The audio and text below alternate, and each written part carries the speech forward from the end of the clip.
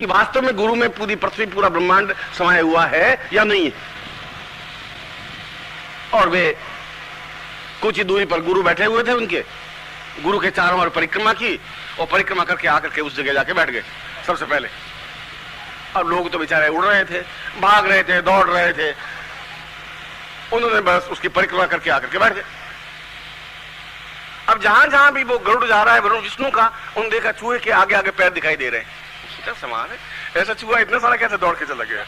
और गरुड़ को तेज दौड़ाया, शिव जी ने बैल को दौड़ाया, मार उसकी पूंछ पकड़ी, तुम दौड़, तेजी से दौड़ और गुहार। अब जहां भी देखे आगे उनके पैर, चूहे के पैर। और घूम घाम करके वापस आए तो गणपति बैठे हुए, एक देवता आए, दूसरे आए, चौथे आए, 8वें आए, 10 आए, ऋषि एकत्र हुए। उन्होंने कहा कि हमने परिक्रमा कर ली है। सबसे पहले विष्णु आए, फिर महादेव आए, फिर ब्रह्मा आए, फिर इंद्र आए, फिर वरुण आए। ऋषि ने पूछा कि एक बात हमें पूछनी है कि आपको मार्ग में कुछ दिखाई दिया?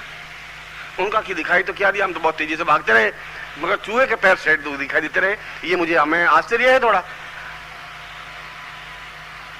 और आश्चर्य है कि पूरी पृथ्वी की परिक्रमा जहां जहां भी गए उनको हमें देखते ही रहे। देवताओं ने कहा कि पूरी पृथ्वी की परिक्रमा तो गणपति ने सबसे पहले की है, क्योंकि आपने खुद ने अनुभव किया, इस बात को देखा है। और आपको ध्यानस्थ होकर देख लें कि क्या उन्होंने ब्रह्मांड का पूरे पृथ्वी का चक्कर लगाया है कि नहीं लगाया है। और विष्णु ध्यान में बैठे, रुद्र ध्यान में बैठे, ब्रह्मा ध्यान में बैठे, इंद्र बैठे, उन्होंने देखा कि वास्तव में पूरे ब्रह्मांड का एक परिक्रमा करते हुए गणपति उस स्थान पे आकर के बैठे। उन्होंने हाथ जोड़ के कहा वास्तव में गणपति हमसे सबसे सर्वश्रेष्ठ है,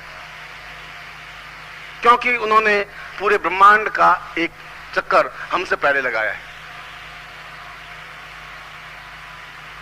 और उसके बाद से गणपति को सबसे पहले पूजन होने लगा।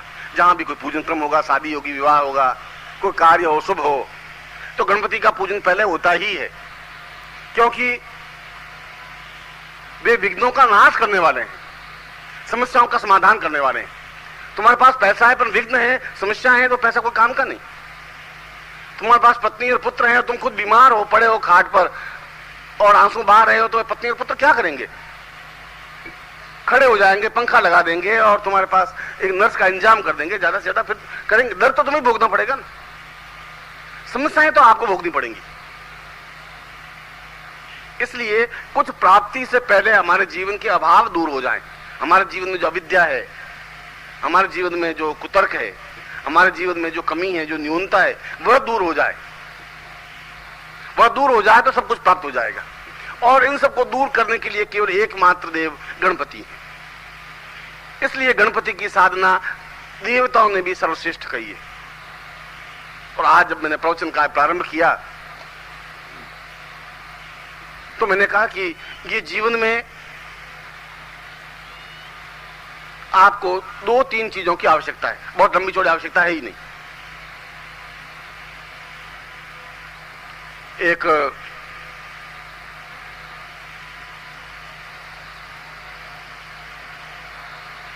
एक व्यक्ति ने, चंदूलाल जी ने एक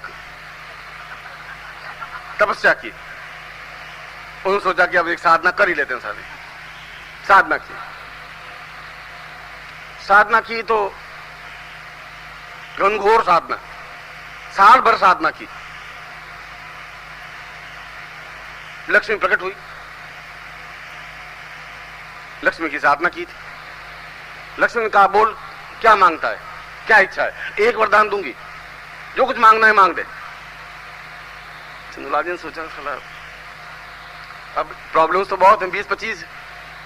अब ये खड़ी होकर के कह दिया एक प्रॉब्लम, एक समस्या से कैसे काम नहीं उठेगा, ऐसे तो मामला बैठेगा नहीं।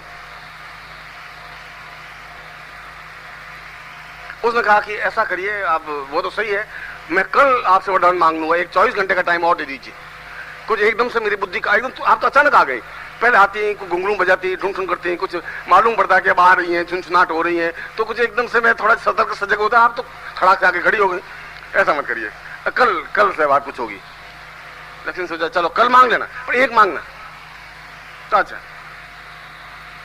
उन्होंने सोचा कि पहले तो भूखे मर रहे हैं, सारे खाने की रोटियां नहीं है, तो पैसा मांग लें, 20-25 लाख 50 लाख रुपए मांग लेते।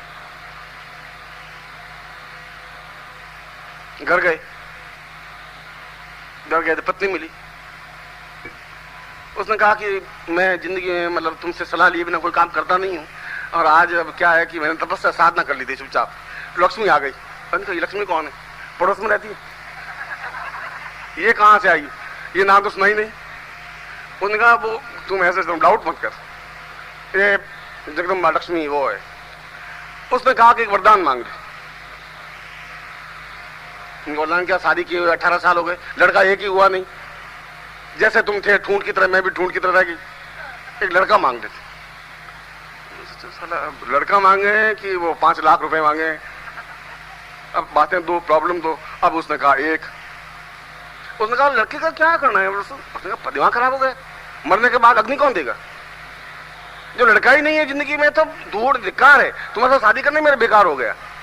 कहीं और जगह शादी करता तब 10-12 बच्चे होते मेरे। उनका अच्छी तुम अल्लाह मत कर, शांति। अब 12 घंटे बीतने दे आराम से। अब साधना की हुई है, मेरे दिमाग इसमें तपा हुआ है। उन्होंने सोचा कि माँ घर में बैठी हुई है, माँ से पूछ लें, वो अनुभवी है, 70 साल की है। माँ के पास गया। उसने कहा कि माँ ऐसा है कि मैं साधना की थी, लक्ष्मी प्रकट हो गई। तो उसने एक चीज मांगने के लिए कहा कि कोई वरदान मांग ले, मैं दे दूंगी। उसने कहा बेटा मेरी आंखें नहीं है, अंधी हूं मैं, और आंखों के बिना कुछ भी नहीं है, ठोकरें खाती रहती हैं। तेरी पत्नी तो कुछ सेवा करती नहीं ज्यादा। अब मेरे कितनी प्रॉब्लम होती है, बाहर जाती हूँ, जंगल में जाना होता है, अंदर जाना होता है, तो कपड़े पहनने होते हैं, तो तू मेरे लिए आंखें मांग ले, तू सपूत बेटा है। निकालो ये साड़ी है, साड़ी बेटा मांगे, अब इसके आंखें मांगे हैं कि जितने कर्जदार आ गया। उसने कहा भाई चंद्रलाल क्या हुआ, वो साला पैसा देना है कि नहीं देना है, क्या हुआ? 8-10 घंटे और ठहर जाए। अब वो सब कुछ, अब वो बैठे बैठे सोचने लगा ये सारा लक्ष्मी को मांग करके तो बहुत गड़बड़ हो गया, इससे अच्छा पहले ही ठीक थी।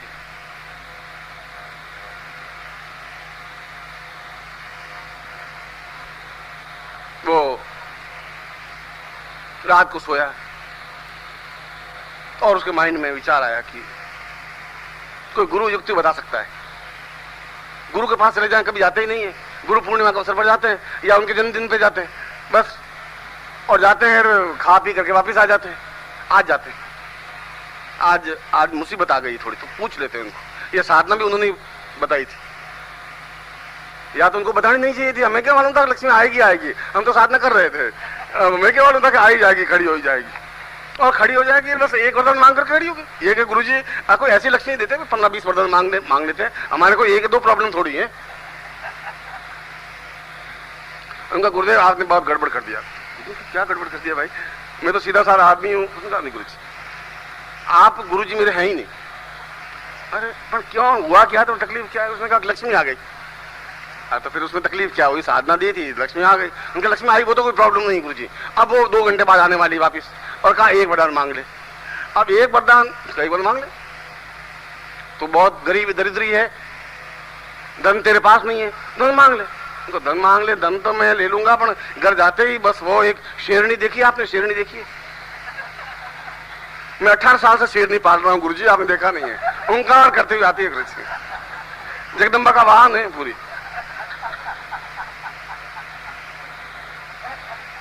उनका मैं भी भुगत रहा हूं भैया, इसमें तो कोई नई बात नहीं है। इस मामले में तू और हम दोनों समान है। वो तो उसकी तो कोई साधना ही नहीं है। उसने कहा कि बेटा मांग, और धन मांगू तो फिर बेटा रह जाएगा गुरु जी। और 18 साल हो गए गुरु जी, तो मैं 3-4 बेटे मांग लेता हूँ। अरे तो पागल है साला, बेटे मांगेगा, खिलाएगा क्या? तुम अभी 2 का पेट पाल नहीं सकता, और फिर 4 और इकट्ठे हो जाएंगे, 6 आदमी, तुम करोगे क्या? सोच ले तुम। उनका सोचो गुरु जी एक प्रॉब्लम और है, माँ भी घर में। अब माँ का तो कोई ऋण मेरे ऊपर है, माँ को जाके पूछना नहीं था, या तो फिर मुझे पूछा तो उसने कहा बेटा मेरी आंखें मांग ले। गुरु ने कहा इधर आप, तो जो मैं गुरु मंत्र देता हूँ तुम लक्ष्मी से मिल लेना। अब गुरु मंत्र से काम चलेगा। उन्होंने चंदूलाल को कान के अंदर ले जाकर के गुरु मंत्र दिया कि बस ऐसे बात कर, और जाके आसन पर बैठ गए। तब तक लक्ष्मी आई गई। एकदम। उनका बोल चंद्रलाल क्या हुआ, सोच लिया? क्या सोच लिया? कि एक बता मांगना, क्या मांगना है? कि हमें ये मांगना है कि लक्ष्मी मैया ऐसा कर कि हम 150 साल तक मैं और मेरी पत्नी ये चाहते हैं कि मेरी माँ अपनी आंखों से अपने पोते को सोने के कटोरे में रोज दूध पिलाती रहे।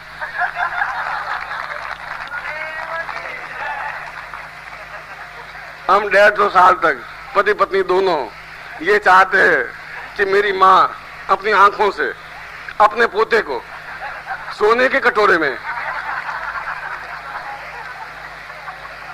उन्होंने कहा लक्ष्मी ने कहा तू ये कर क्या रहा है? उनका मैं 20 अप्रैल को गया था गुरुजी के पास,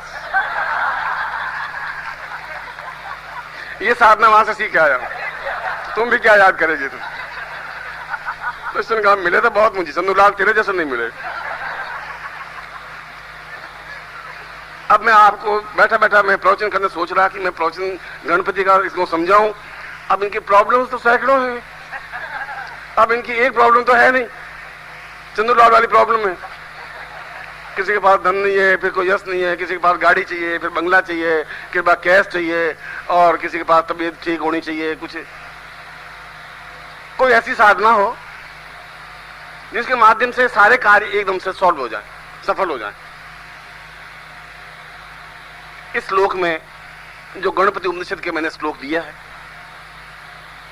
उस श्लोक में ऐसी ही बात है, क्योंकि श्लोक में कहा है कि रुद्र और लक्ष्मी और गणपति तीनों एक ही शब्द के पर्याय हैं। हमने अलग अलग देखा है, हमने अलग अलग रूप में देखा है, हमने देवता अलग अलग बांट लिए। कोई लड़ाई करनी हो तो बजरंग बली, जय हनुमान ज्ञान गुण सागर जय कपीस तीनों लोग जाकर, बस कोई ताकत का काम हो तो बजरंग बली। मां लक्ष्मी की जरूरत ही नहीं, हम लक्ष्मी को याद करते ही नहीं। और जब लक्ष्मी की कोई साधना पैसे वैसे चाहिए तो बजरंग बली बैठ गए एक तरफ, बस हे लक्ष्मी मैया जय जय लक्ष्मी मैया, तुमको निस दिन दावा जय मैया लक्ष्मी मैया लक्ष्मी मैया। हमने हमारे पास देवताओं की कमी है ही नहीं, 33 करोड़ देवता है।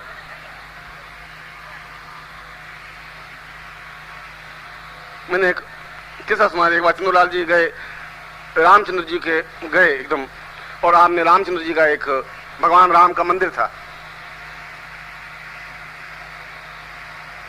अंदर दर्शन करने चले गए। भगवान राम खड़े, लक्ष्मण खड़े, सीता खड़ी, धनुष बाण लिए हुए।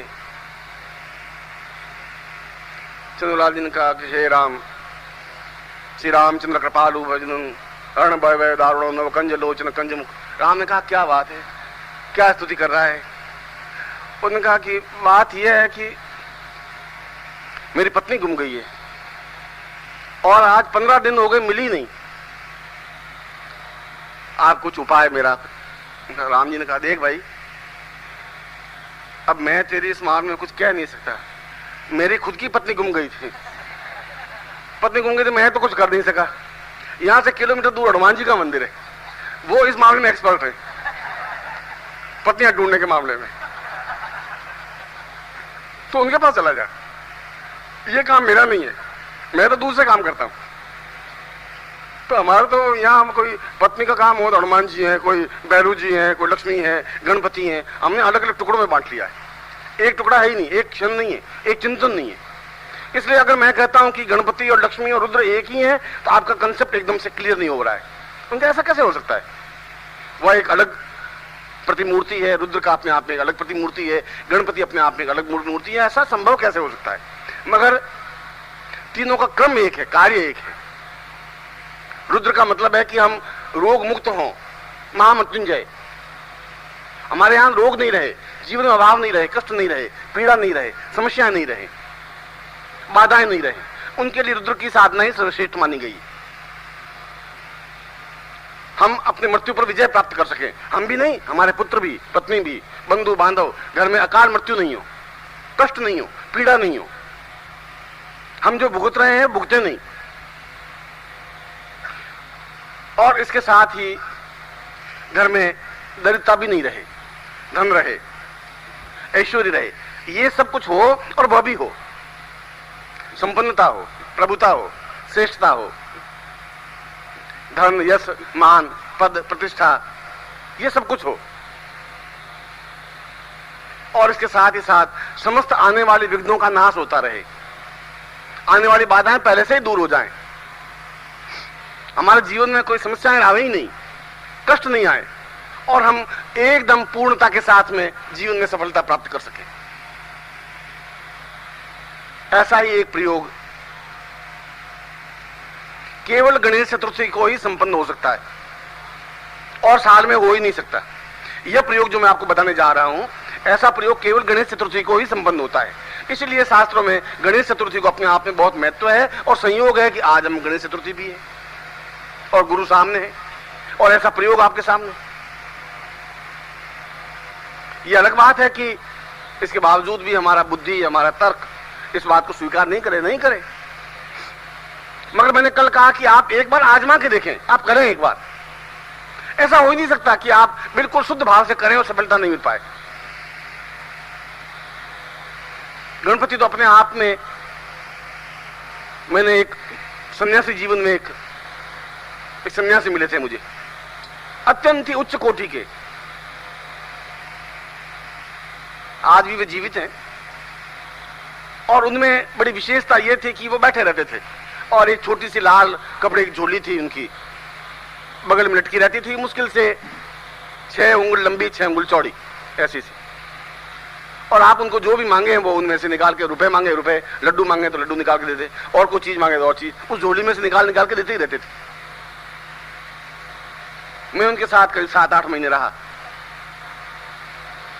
और उन्होंने कहा कि यह एक गणपति की साधना का परिणाम है। उन्होंने अपनी आंख में एक छोटे से पार्थ गणपति को स्थापन कर रखा था, आंख में पुतली के अंदर, और वो बाहर निकालते, उनकी पूजा करते, वापस वहां स्थापन कर लेते। ये अपनी आंखों से देखी हुई घटना है। इसका मतलब है कि गणपति साधना अपने आप में समस्त जीवन में पूर्णता देने वाली है, मगर साथ ही साथ पार्थ गणपति की पूजा तो अपने आप में अद्वितीय है। यदि आप आज गणपति के दिन, गणेश चतुर्थी के दिन दर्शन करना चाहें तो अत्यंत श्रेष्ठ 15 किलो, 1-2 किलो नहीं, 1-2 तोला भी नहीं, क्योंकि पार्थ को अपने आप में ठोस बनाना तो बहुत कठिन है। 15 किलो वजन के पार्थ के गणपति आपको स्टॉल पर देखने को, दर्शन करने को मिल जाएंगे, जिनका दर्शन करना ही जीवन का एक पुण्यदायक क्षेत्र है। एक प्रसंग बस बात कर रहा हूं। अगर ऐसा गणपति, ऐसे गणपति घर में स्थापित हो तो वह तो आने वाली पीढ़ियों के लिए एक पुण्यदायक कार्य होता है, एक दर्शनीय चीज होती है। पूरे शहर के लिए एक वस्तु होती है कि कोई वस्तु है किसी के पास, कोई गणपति है। कल मैंने प्रधानमंत्री का उदाहरण दिया था, वो अपने खुद गणपति के बहुत अच्छे साधक हैं, पार्थ गणपति के। दक्षिण में गणपति की बहुत अधिक प्रचलन है। बंबई में गणपति ही पूजन होता है, वहां गणपति का सबसे अच्छा, महाराष्ट्र पूरे में जितना गणपति का पूजन क्रम चिंतन होता है उतना भारतवर्ष में कहीं होता ही नहीं। और फिर उस श्लोक के अनुसार आज का दिन उस गणपति की साधना का दिन है, लक्ष्मी को स्थापित करने का दिन है, लक्ष्मी को प्राप्त करने का दिन है, अपने सामने प्रत्यक्ष करने का दिन है। अपने जीवन में लक्ष्मी अनुकूल बनी रह सके, अभाव रहे ही नहीं, जो चीज चाहे वह प्राप्त हो। और फिर पार्थ रुद्र हमारे सामने हो, भगवान शिवलिंग हो हमारे सामने, क्योंकि इन तीनों का अपने आप में पूर्ण संबंध है। इन तीनों को अलग करके, एक मेरे हाथ को पूजन करने से गुरु की पूजन नहीं हो सकता, खाली में ललाट के पूजन करने से भी गुरु का पूजन नहीं हो सकता। गुरु तो पूरा शरीर है, किसी अंग विशेष का पूजन करने से उसका पूरा पूजन नहीं हो सकता। इसलिए इन तीनों के, पार्थ रुद्र या पार्थ शिवलिंग को स्थापन कर और सामने जो मैं आपको मंत्र दूं, उस मंत्र की साधना आप संपन्न करें, क्योंकि वह मंत्र अपने आप में गणेश उपनिषद से प्राप्त है, अपने आप में अद्वितीय है। उन सन्यासी से, जिस सन्यासी की मैं बात कही कि आंख में गणपति का छोटी सी मूर्ति रखते थे, उन्होंने जो मुझे मंत्र बताया था, मैं आज अपने प्रसंग में उसी गणपति के मंत्र की चर्चा कर रहा हूं। मुझे आज प्रवचन तो किसी और विषय पर देना था, लक्ष्मण गणपति और गणेश चतुर्थी मिली। और मेरे जीवन का ये भी एक आवश्यक तत्व है कि मैं अपने शिष्यों के जीवन के अभाव और परेशानियां और बाधाओं को दूर कर सकूं। जब उनकी बाधाएं दूर हो पाएंगी तो साधना कर सकेंगे, और साधना कर सकेंगे तो उनमें श्रद्धा भाव पैदा हो सकेगा।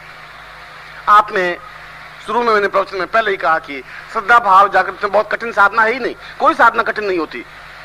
साधना इतनी आसान है कि आप सफलता पाएंगे ही यदि आप में और गुरु के बीच में पूर्ण विश्वास और श्रद्धा है। मंत्र के प्रति श्रद्धा होनी चाहिए। मंत्रे तीर्थे द्विजे देवे देवज्ञे भेषजे गुरु यादृशी भावना यस्य तादृशी फलितम मया। जिसकी जैसी भावना होती है उसको फल वैसा ही मिलता है। हम जब हरिद्वार जाते हैं तो बहुत पवित्र होकर गणेश उस गंगा में डुबकी लगाते हैं, और जो हरिद्वार में रहते हैं महीने भर तक स्नान करते ही नहीं हरिद्वार गंगा में जाकर, वो नल के नीचे स्नान करते हैं। ये तो भावना है।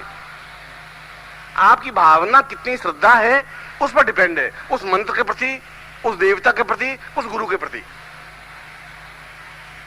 मगर जो मैं मंत्र आपको देने जा रहा हूं, जो मैं साधना देने जा रहा हूं, वह इतनी आसान साधना नहीं है। वो अपने आप में अद्वितीय साधना है। उस सन्यासी की दी हुई साधना है जो सन्यासी ने सिद्ध की थी, और उस सन्यासी के देने के बाद मैंने खुद उस साधना को संपन्न करके देखा है, अनुभव किया है कि वह साधना अपने आप में गणपति की साधना होते हुए भी रुद्र की साधना भी है, लक्ष्मी की साधना भी है, गणपति की साधना तो है ही, एक अद्वितीय साधना है। मैंने उनको कहा भी कि गणपति की साधना में ये पार्थ रुद्र या पार्थ शिवलिंग का क्या महत्व है। उनका गणपति का तात्पर्य है कि हम समूह के अधिपति बने, श्रेष्ठ बने। आयु हो ही नहीं, आप श्रेष्ठ क्या बनेंगे। आप चाहते हैं कि मैं संबंध बनूं, पर संबंध तो तब होंगे जब आपकी आयु होगी।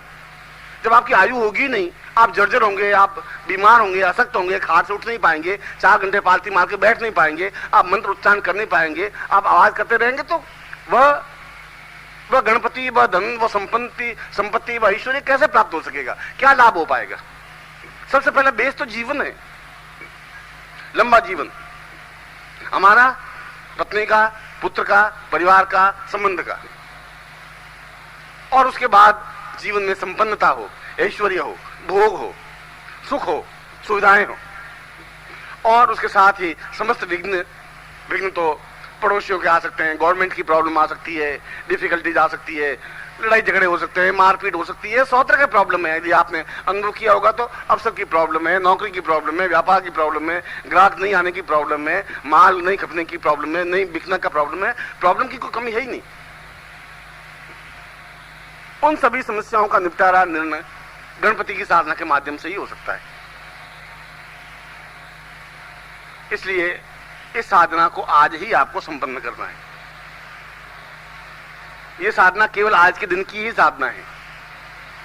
यद्यपि समर्पण समारोह में कुछ और प्रयोग मुझे आपको करवाने थे, और मेरा विचार यही था कि मैं केवल 2 बार आपके सामने आऊं, सुबह प्रवचन करूं और फिर रात्रि को ही प्रवचन करूं।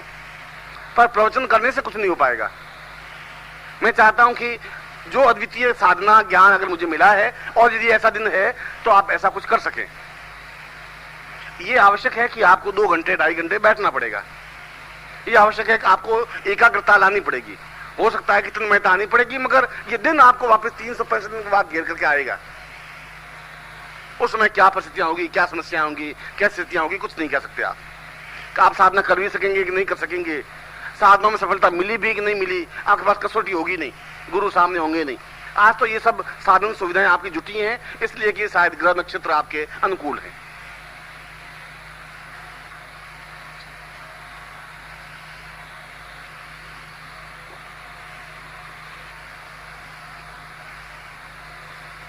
मैं उस प्रयोग को और मंत्र को आपके सामने बता देता हूं, आप उसको नोट कर लें और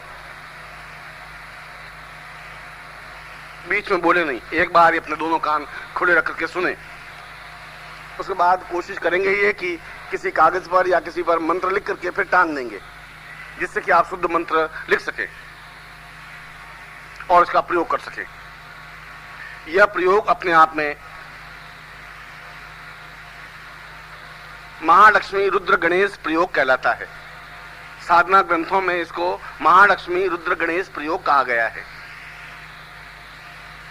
या कई कई ग्रंथों में, तांत्रिक ग्रंथों में इसको सर्वार्थ सिद्धि कारक प्रयोग भी कहा गया है, क्योंकि ये तांत्रिक प्रयोग भी है, ये मांत्रिक प्रयोग भी है। इसलिए इसको सर्वार्थ सिद्धि, सब तरह के सिद्धियां प्राप्त हो, सब तरह की इच्छाएं पूरी हो, सर्वार्थ सिद्धि प्रयोग भी इसको कहा गया है।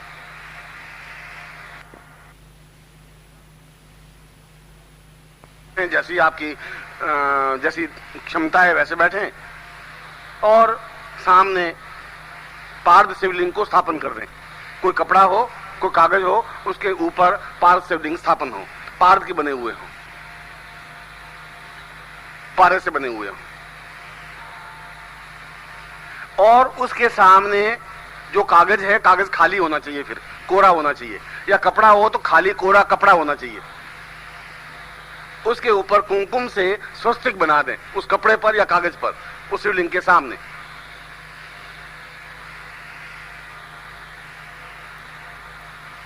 स्वस्तिक का चिन्ह आपको बनाना आता है, ये आप समझ लेंगे।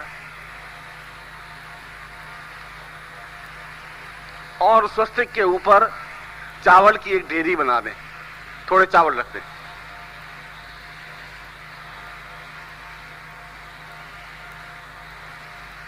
चावल की ढेरी के चारों ओर लक्ष्मी का प्रतीक रक्षा कवच रख दें, उन चावल की ढेरी के चारों तरफ।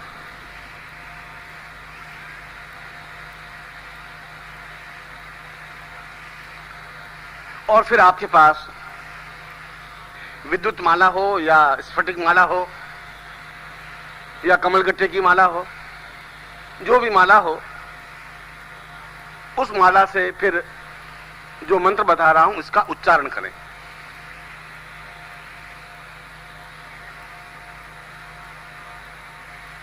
सामने गुरु का चित्र हो, यह आवश्यक है, अनिवार्य है। या तो गुरु स्वयं हो, सशरीर उपस्थित हो, या उनका चित्र हो, या उनकी मूर्ति हो।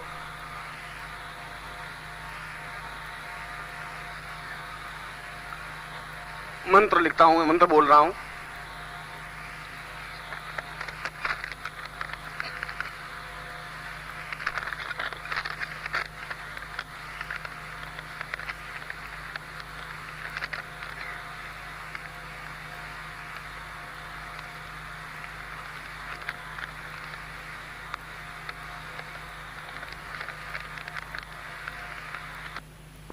बात कही थी कि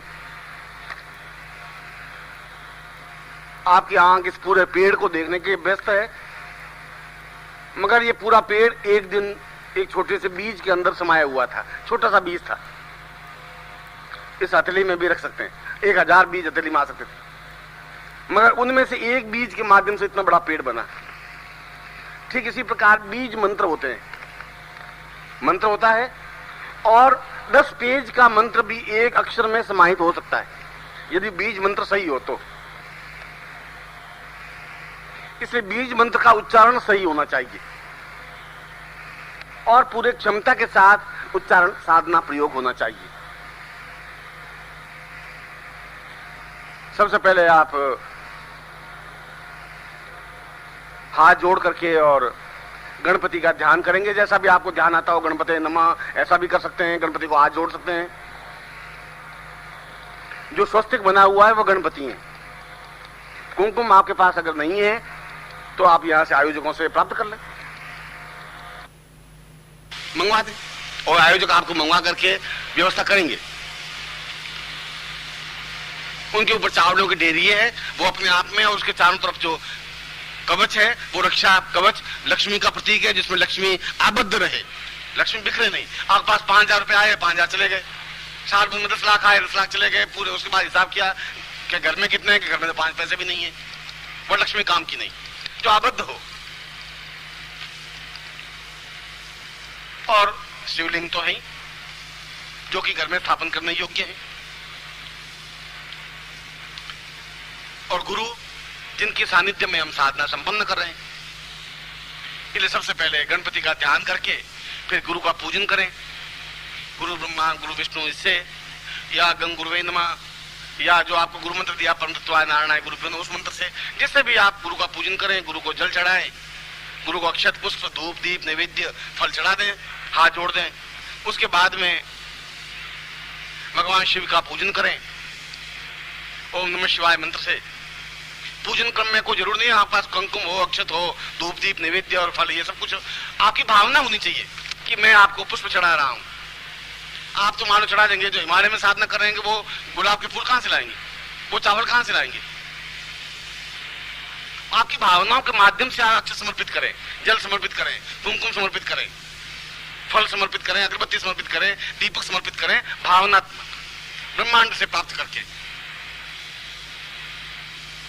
और उसके बाद लक्ष्मी का ध्यान कर दें, महालक्ष्मी च विद्महे या श्रीं ह्रीं श्रीं कमले कमलालय प्रसिद्ध प्रसिद्ध, जो भी आपको लक्ष्मी का मंत्र आता हो, या महालक्ष्मी नमः।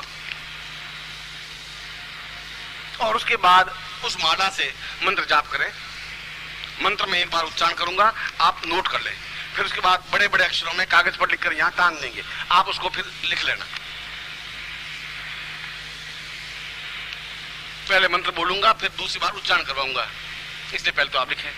ओम लिख दें आप, फिर लिखें गम, ग के ऊपर बिंदी,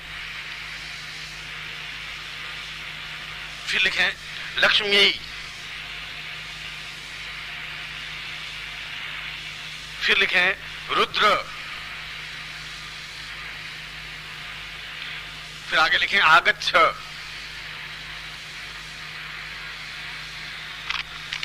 आगच्छ, और फिर लिखें लम, ल के ऊपर बिंदी, फिर लिखें रम, फिर लिखें गम, ये तीनों बीज हैं, लम रम गम, फिर लास्ट में लिखें फट। यदि आपने नहीं लिख पाए हैं तो घबराने की, चिंतन करने की जरूरत नहीं है, वो तो लिखा हुआ होगा, आपको एक क्षण दे करके मिलान कर देना। मगर कहा है कि गुरु के मुख से मंत्र मिलना चाहिए, शास्त्रों में ऐसा कहा है कि गुरु मुख से ही मंत्र मिले तभी सफलता मिल पाती। मैं मंत्र आपको देता हूं, आप उच्चारण करें, सीधे बैठ जाएं।